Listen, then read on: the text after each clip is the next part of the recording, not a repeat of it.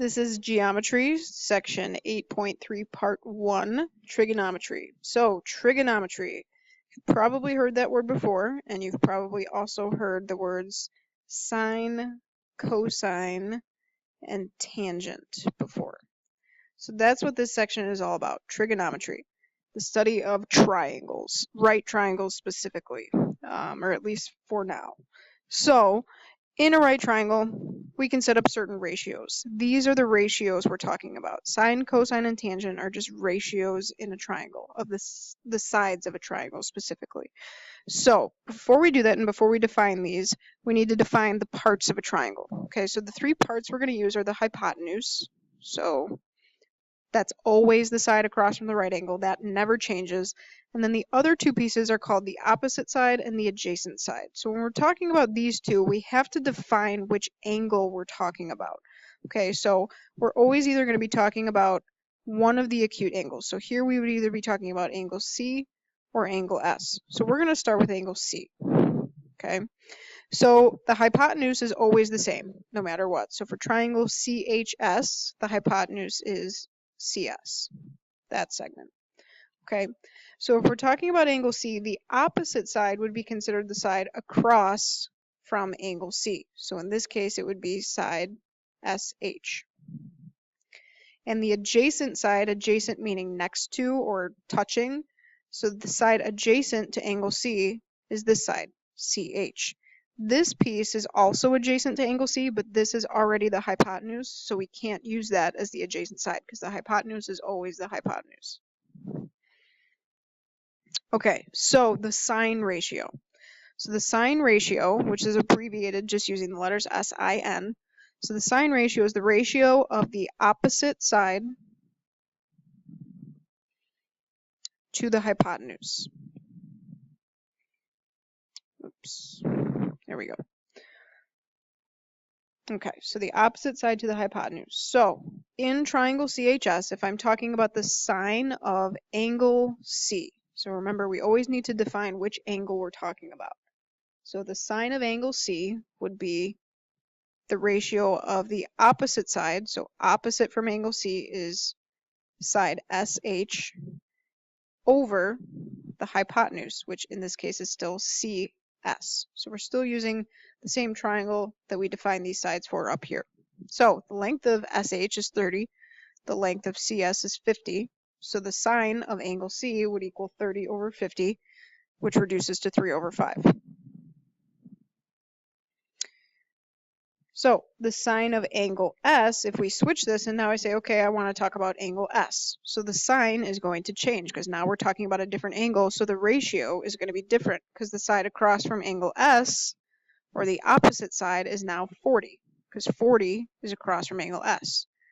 50 is still the hypotenuse, so it's always opposite over hypotenuse. So now it's 40 over 50 or 4 over 5.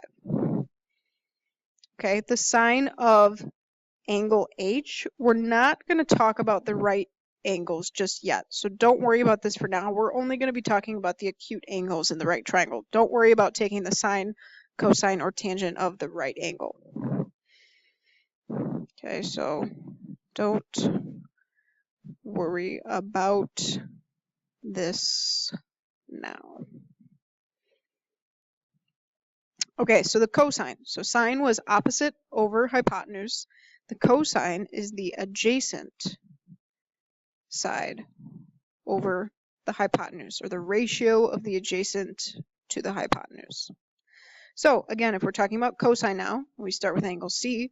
Now the side adjacent to angle C is CH, and the hypotenuse is still CS. So the length of CH is now 40. Length of CS is 50, so the cosine of angle C would be 4 over 5.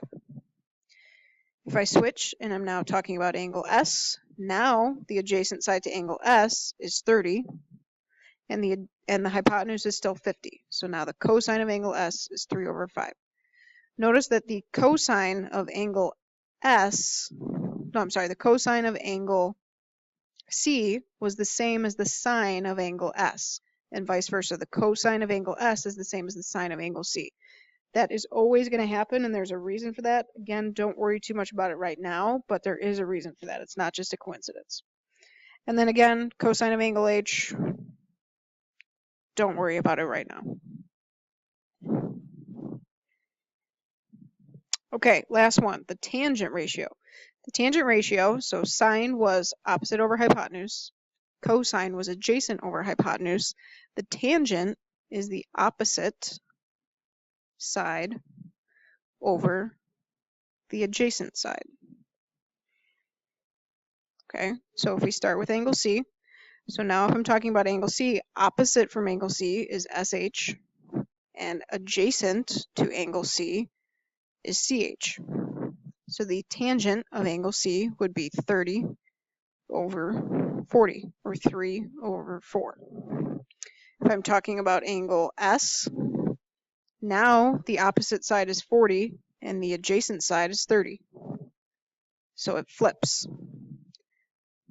Again, this isn't a coincidence either. These are always going to be opposite from each other when you talk about the two different acute angles in a triangle.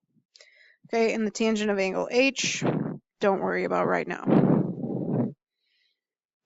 Okay, so how do we remember all of that? That's a lot to remember, a lot of abbreviations and a lot of the same thing, but each one is different. So we have an abbreviation to remember all of that. We call it SOHCAHTOA.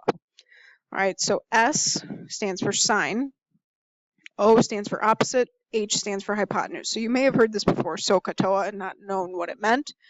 This is what it means. So sine is opposite over hypotenuse. C for cosine is adjacent over hypotenuse. Okay, and tangent, T for tangent, is opposite over adjacent. Okay, so we're going to use sine whenever we have the opposite and the hypotenuse that are given to us, or they're given as variables. So we're going to use sine whenever we have the opposite side and the hypotenuse. We're going to use cosine whenever we have the adjacent and the hypotenuse. And we're going to use tangent whenever we have the opposite and the adjacent.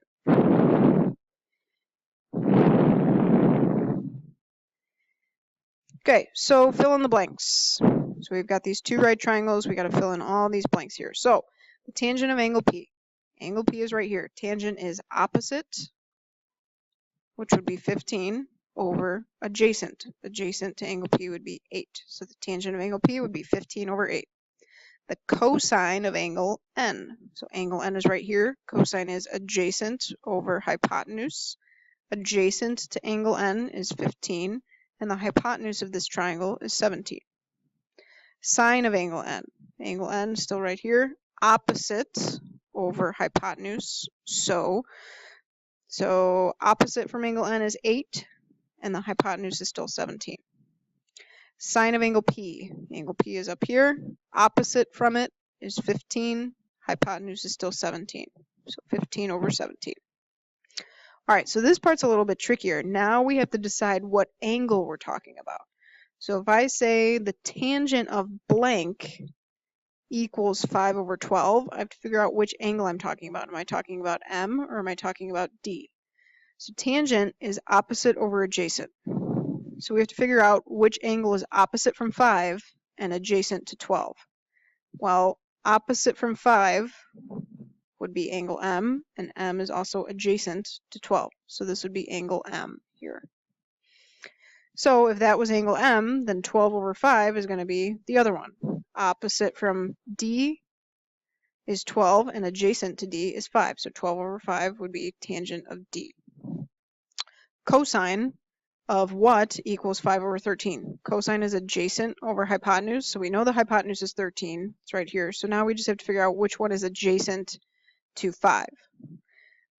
Adjacent to 5 would be D, because it's touching D. So this would be cosine. Or I'm sorry, this would be cosine of angle D.